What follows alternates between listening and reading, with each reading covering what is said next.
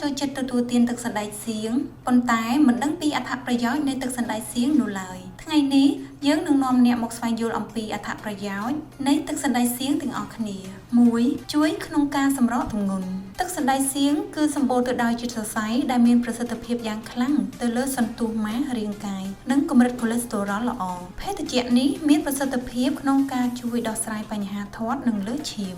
2. ជួយដល់សុខភាពបេះដូងសណ្តែកសៀងគឺជាផលិតផលដែលជួយបង្កើតកម្រិតកូឡេស្តេរ៉ុលល្អរបស់អ្នកនិងការពារជំងឺបេះដូង 3. ជួយដល់ការលូតលាស់របស់សរសៃសក់នៅពេលដែលផ្សំទឹកសណ្តែកសៀងជាមួយរបបអាហារដែលសម្បូរទៅដោយជាតិប្រូតេអ៊ីនអាចមានឥទ្ធិពលល្អដល់សរសៃសក់របស់អ្នកវាអាចជួយជំរុញកំណើតសរសៃសក់ឲ្យប្រសើរឡើងចំពោះសក់ដែលមានបញ្ហាផ្សេងៗទឹកសណ្តែកសៀងអាចជួយបាន 4. ជាជំនួយដ៏ល្អសម្រាប់ឆ្អឹងទឹកសណ្តែកសៀងក៏សម្បូរទៅដោយជាតិកាល់ស្យូមដែរ 5. ការស្ដារថាមពលឡើងវិញបន្ទាប់ពីការហាត់ប្រាណការហាត់ប្រាណមានន័យថា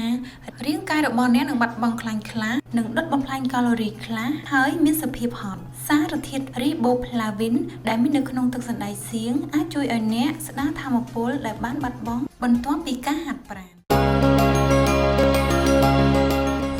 សារទំនើបធម្មជាតិលីមឈឿងហាសុវត្ថិភាពសុខភាពប្រជាជន